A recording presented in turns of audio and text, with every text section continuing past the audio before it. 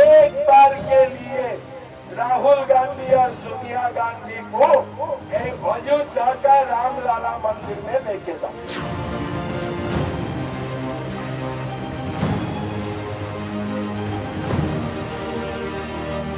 जो भगवान श्री राम को काल्पनिक मानते थे कांग्रेसी और उनके समर्थक दल, उन लोगों ने बर्खास्त करने का पाप किया था, लेकिन आज वह शुभ दिन आया है।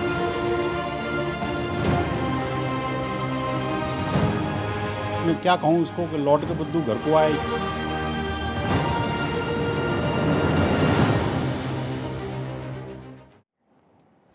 नमस्कार, आप देख रहे हैं प्योर पॉलिटिक्स, साथ में आपके शिखा ठाकुर। रामलला के प्राण प्रतिष्ठा की तारीख लगभग तय हो चुकी है। 22 जनवरी को भव्य राम मंदिर का उद्घाटन होगा और इसी बीच सबसे बड़ी खबर ये सामने आई कि राहुल गांधी रामलला के दर्शन करने जा सकते हैं। रामलला के भव्य मंदिर में प्राण प्रतिष्ठा से पहले राहुल गांधी अयोध्या का दौरा कर सकते हैं, ये खबर, ये जानकारी मिली। बताया जा रहा है कि राहुल रामलला का दर्शन पूजन करना चाहते हैं और ऐसे में सवाल उठ खड़ा हुआ है कि क्या प्राण प्रतिष्ठा कार्यक्रम में नरेंद्र मोदी के आने से पहले राहुल गांधी अयोध्या आ सकते हैं। श्री राम जन्मभूमि मंदिर के मुख्य पुजारी आचार्य सत्येंद्र दास से कांग्रेस पदाधिकारियों की मुलाकात ने इस चर्चा को जन्म दिया है। दरअसल अटकलों को मजबूती और मिल जाती है जब आचार्य सत्येंद्र दास से मुलाकात करने वालों में राहुल गांधी के सलाहकार और राजीव गांधी फाउंडेशन के सीईओ विजय महाजन भी शामिल हों। आचार्य सत्येंद्र दास ने इस बात की पुष्टि की कि 1 सप्ताह पहले बातचीत हुई थी। ऐसे में अब अहम सवाल ये उठता है कि 24 में प्रस्थान के लिए राहुल का मंदिर मार्ग क्या है। राहुल अयोध्या आएंगे, क्या पॉलिटिकल फायदा वहां पर पाएंगे? 24 के वास्ते राहुल अयोध्या के रास्ते हैं क्या? और आज इन्हीं मुद्दों पर प्योर पॉलिटिक्स में आज हम डिस्कशन करेंगे भारत 24 की पॉलिटिकल एडिटर अदिति नागर के साथ। लेकिन उससे पहले आपको सुनवाते हैं इस पूरे मामले को लेकर क्या कुछ कहा गया। मध्य प्रदेश में कमलनाथ जी, छत्तीसगढ़ में भूपेश बघेल जी बोलता है हम भी हिंदू हैं। मैं चैलेंज देता हूं, अगर आप हिंदू हैं, एक बार के लिए राहुल गांधी और सोनिया गांधी को एक अयोध्या का रामलला मंदिर में लेके जाओ, एक बार लेके जाओ।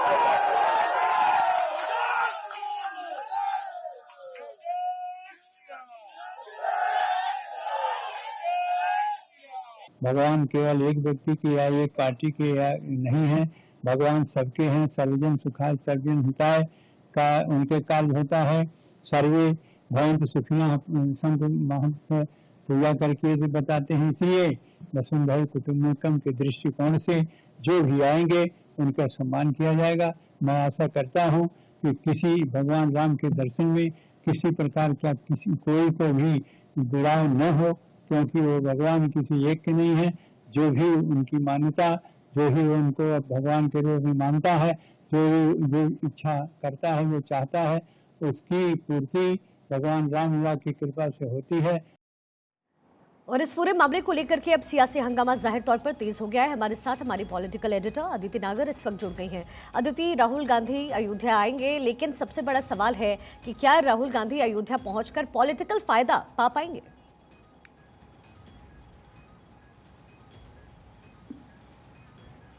देखिए, इसको सबसे पहले तो ये समझना ज़रूरी है शिखा, आपके सवाल का मैं जवाब विस्तार से दूंगी, लेकिन पहला कि अभी राम मंदिर आ रहे हैं, उससे पहले जो भारत जोड़ो यात्रा पार्ट 1 थी उसमें भी वो कई मंदिर गए थे। आपने एक अवतार देखा था, वो बिल्कुल जुदा सा था जब वो महाकालेश्वर मंदिर गए थे। इसके अलावा भी राहुल गांधी अलग अलग मंदिर अपने अपने समय पर जाते आए हैं। ऐसे में जब भी पूरी भारत जोड़ो यात्रा का पहला पार्ट था, चाहे वो राजस्थान से शुरू होकर जो राजस्थान से निकलकर जब गुजरात के चुनाव भी थे, उस समय राहुल गांधी ने कई बार मंदिरों के दर्शन किए। और जब दिल्ली से होकर निकली थी उस समय भी राहुल गांधी ने राम मंदिर, जो राम दरबार है, वहाँ पर भी दर्शन किए। दूसरी बात है कि जो ये सवाल उठ रहा है, राहुल गांधी की जो भारत जोड़ो यात्रा पार्ट 2 है वो 2 अक्टूबर को शुरू होने वाली थी, लेकिन 2 अक्टूबर से वो शुरू नहीं हो रही।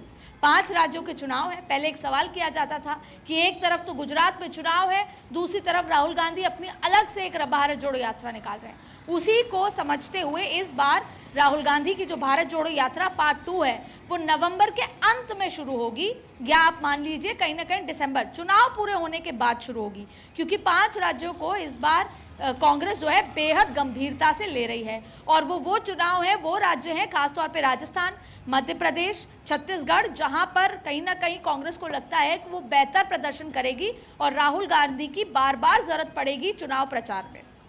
अब सवाल है कि क्या राहुल गांधी को इसका फायदा मिलेगा। एक बहुत महत्वपूर्ण बात मैं आपको यहाँ पे बताना चाहती हूँ, जिसको इस तरह से कह सकते हैं कि हिंदुत्व और गारंटी का कॉकटेल, ये कहीं ना कहीं जो कांग्रेस है वो रखना चाहती है।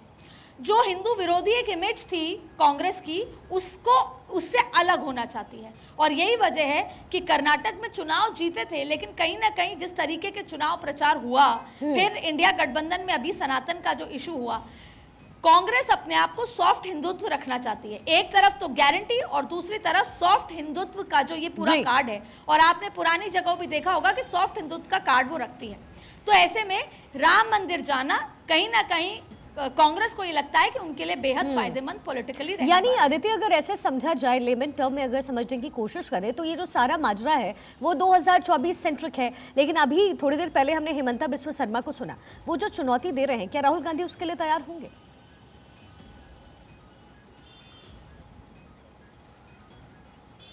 देखिए, उन्होंने कहा और फिर राहुल गांधी के लिए खबर आ गई कि कहीं ना कहीं वो भारत जोड़ो यात्रा में जाएंगे और कहीं ना कहीं ये भी कह दिया कि वो राम मंदिर जाएंगे। अब आपको एक बयान का और जिक्र करते हैं।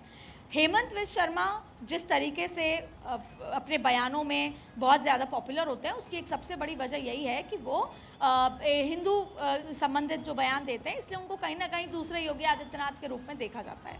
अब राहुल गांधी भी क्योंकि जब मैंने कांग्रेस के लोगों से बात करी कि क्या वो हिंदू मंदिर जाएंगे, राम मंदिर जाकर क्या साबित, तो उसमें एक बहुत बड़ा पॉलिटिकल गेम प्लान ये है कि सबसे बड़ी बात तो ये है कि पहले ओबीसी पर वार लगातार राहुल गांधी कर रहे हैं। पहले तो ओबीसी पर, अब हिंदू वोटों पर, क्योंकि लंबी लाइन खींचना चाहती है कांग्रेस। मैंने जैसे पहले कहा कि वो जो हिंदू विरोधी इमेज से बाहर आना चाहती है कांग्रेस। इसीलिए इस बार जब संसद भवन में महिला आरक्षण बिल की बात हुई, तो कांग्रेस की तरफ से मुस्लिम वोट बैंक की बात नहीं हुई। मुस्लिम आरक्षण को लेकर, महिला आरक्षण की बात ओवैसी ने की, लेकिन कांग्रेस ने नहीं की। वो बार बार ये बोलते रहे कि हम इसका समर्थन करते हैं और महिला आरक्षण बिल का, लेकिन ओबीसी को वोट बैंक दो। उन्होंने ये भी कह दिया कि मैं अफसोस जताता हूँ कि मेरे कांग्रेस के कार्यकाल में ये नहीं हो पाया, लेकिन अब हम इसको करके रहेंगे। तो पहले 1931 के जनगणना के हिसाब से जो 54% ओबीसी वोट बैंक है, उसको टारगेट, और अब मंदिर मंदिर घूमकर, अगर इसको सियासी लिहाज से देखें, कांग्रेस एक सेक्युलर पार्टी है, लेकिन सियासी लिहाज से देखें तो मंदिर मंदिर जाकर वो सॉफ्ट हिंदुत्व और फिर गारंटी की बात करना, यानी कि जो डेडली कॉम्बिनेशन है गारंटी प्लस हिंदुत्व, उसके ही लिहाज से आगे जा रही है। लेकिन हेमंत बिस्व, हाँ आदित्य, लेकिन यहाँ मैं आपकी बात में जोड़ते हुए, बी आर पाटिल ने अब से कुछ दिनों पहले कहा कि बीजेपी जो है वो बॉम्ब गिरा सकती है राम मंदिर पर। फिर उद्धव ठाकरे का स्टेटमेंट हमने सुना। फिर कांग्रेस ये दोहरी नीति से तो डबल स्टैंडर्ड कहेंगे और क्या कहें, या फिर आप सीधा सीधा समझे तो 2024 टारगेटेड है, इसीलिए सनातन को जोड़ने का काम कर रही है अब कांग्रेस।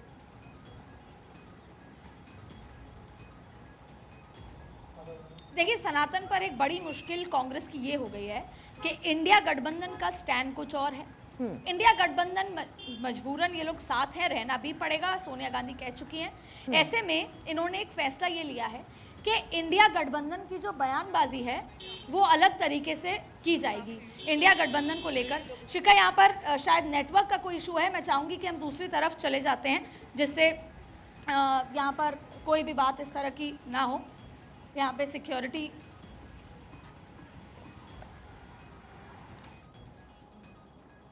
कह रही थी सनातन को लेकर, तो सनातन का जो मुद्दा है ये एक गले की फांस है, क्योंकि जो तमिलियन, द्रविडियन या फिर कहते हैं कि साउथ की जो राजनीति है और नॉर्थ की राजनीति है, उसमें अंतर है।